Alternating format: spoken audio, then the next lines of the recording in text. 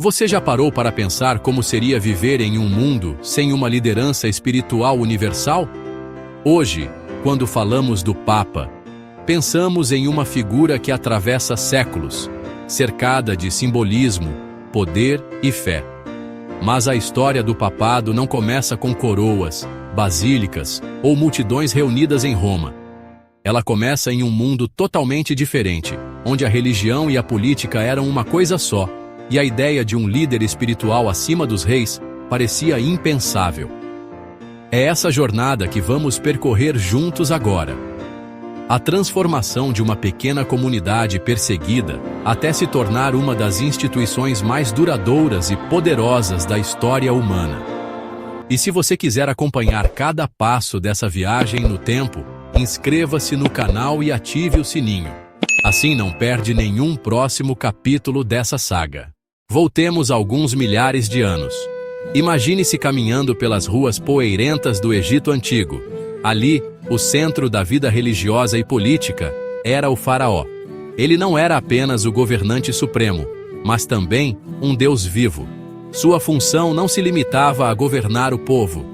Ele era o mediador entre os homens e os deuses. Os templos fervilhavam de sacerdotes, rituais e oferendas, mas tudo girava em torno da figura sagrada do rei. A religião não buscava uma salvação individual, como estamos acostumados a pensar hoje. O objetivo era muito mais amplo: garantir a ordem cósmica e a prosperidade da nação. Agora, mudemos o cenário e entremos em Roma, o coração pulsante do maior império da antiguidade. O imperador acumulava poder absoluto e, além disso, carregava o título de Pontifex Maximus, o sumo sacerdote. Os rituais religiosos não eram apenas cerimônias, eram uma engrenagem fundamental para manter a chamada Pax Deorum, a paz com os deuses. Era comum ver sacerdotisas vestais zelando pelo fogo sagrado, enquanto senadores e soldados participavam de sacrifícios públicos.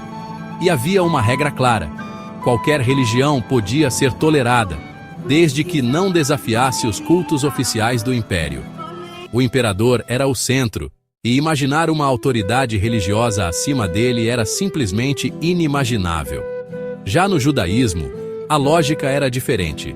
Monoteísta, centrado na Torá, ele não tinha um líder global. O sumo sacerdote exercia grande autoridade, mas restrito ao Templo de Jerusalém. Fora dali, os rabinos orientavam os fiéis, interpretando a lei e ensinando nas sinagogas. Era uma fé ligada a um povo, a um território e a uma tradição milenar, mas nunca a um governante universal. Se está gostando da explicação até aqui, deixe o seu like. Isso ajuda muito a manter essa história viva e chegar a mais pessoas. E é justamente nesse cenário que o cristianismo surge. Uma religião sem Estado, sem templo central e sem exércitos. Uma fé clandestina, perseguida, mas com uma força capaz de transformar impérios. Nos primeiros anos, os cristãos se reuniam em casas, em catacumbas, em locais discretos. A liderança não vinha de cargos políticos, mas dos apóstolos. Eles eram viajantes, missionários, evangelizadores. Tomavam decisões em conjunto, como no famoso Concílio de Jerusalém, quando discutiram como integrar judeus e não-judeus na nova fé. Era uma liderança baseada na autoridade recebida de Jesus, e não em títulos oficiais. Com o tempo, surgiram os bispos, presbíteros e diáconos. Cada comunidade tinha o seu, mas sem um líder global.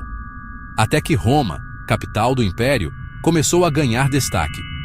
A tradição dizia que Pedro, o apóstolo a quem Jesus chamou de Rocha, havia fundado a igreja em Roma e lá morrera martirizado.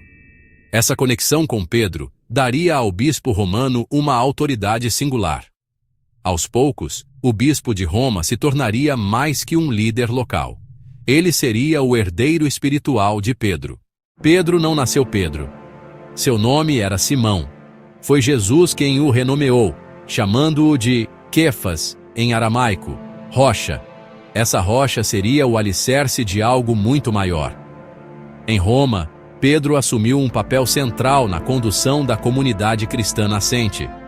Considerado pela tradição como o primeiro bispo de Roma e, portanto, o primeiro papa, ele representava a continuidade direta do ensinamento de Cristo.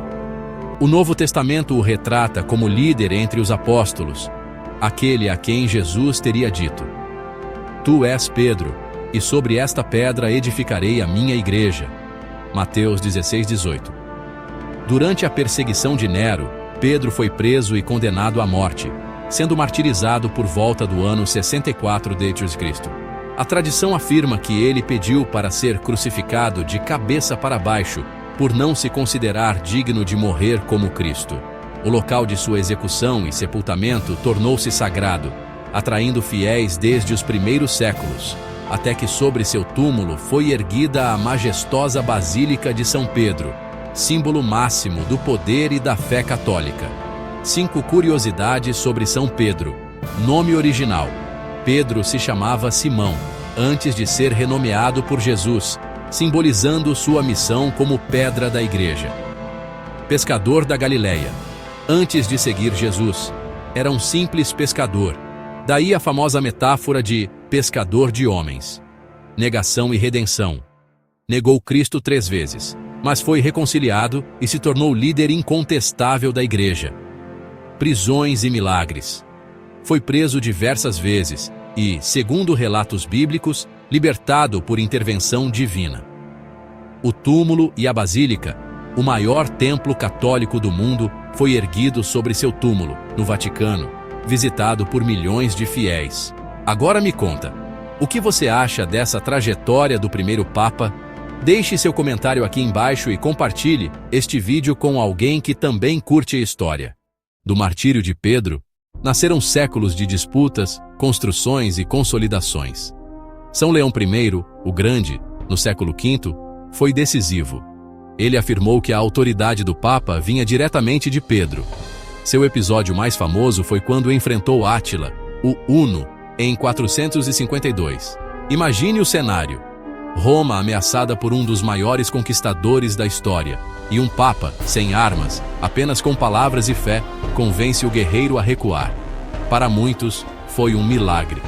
Pouco depois, Gregório Magno, no século VI, enfrentou pragas e invasões bárbaras, organizando a cidade como um governante de fato. Foi ele quem impulsionou missionários para a Inglaterra e promoveu o canto gregoriano, que ecoaria nos mosteiros por toda a Europa. Na Idade Média, o papado atingiu seu auge. Gregório VII enfrentou o imperador Henrique IV, obrigando-o a pedir perdão ajoelhado na neve. Urbano II convocou a Primeira Cruzada, transformando o Papa em um líder militar espiritual. Inocêncio III levou o poder ao extremo, afirmando que o Papa estava abaixo apenas de Deus e acima de todos os homens. Mas essa ascensão também trouxe queda. Bonifácio VIII foi humilhado pelo rei da França. E o grande cisma do Ocidente mergulhou a Igreja em uma crise profunda, com 2 ou até 3 papas disputando a mesma coroa. O Concílio de Constança encerrou o cisma e elegeu Martinho V, marcando o renascimento do papado. Mas com ele também vieram papas mais políticos do que espirituais. Alexandre VI, da família Borgia, é o exemplo clássico. Seu papado foi marcado por escândalos e intrigas, mas também pelo poder. Foi sob sua autoridade que se assinou o Tratado de Tordesilhas, dividindo o mundo entre Portugal e Espanha. Ao mesmo tempo, foi mecenas das artes, fortalecendo Roma como centro cultural. Esses excessos acabariam pavimentando o caminho para a Reforma Protestante, que mudaria para sempre a história da Igreja e da Europa. Se você quer continuar acompanhando esses momentos decisivos da história, já deixa o seu like, inscreva-se no canal e ative o sininho. Assim você não perde os próximos episódios dessa narrativa. A história do papado não é linear. É feita de santos e pecadores, de diplomatas e guerreiros, de visionários e corruptos. É uma tapeçaria complexa, com fios dourados e fios escuros, mas sempre com impacto profundo na história da humanidade. E pensar que tudo isso começou com pequenos grupos de fiéis, reunidos em casas, tentando sobreviver em meio à perseguição. A jornada do papado é, no fundo, a jornada da própria humanidade em busca de sentido, de liderança, de transcendência. E assim, do martírio de Pedro às intrigas dos Borgias, dos cânticos gregorianos às cruzadas, o papado atravessou séculos como uma força que não apenas guiou fiéis, mas moldou impérios. Uma instituição que, amada ou criticada, continua a ser um dos capítulos mais fascinantes da história humana. E esta é apenas a introdução de uma longa viagem.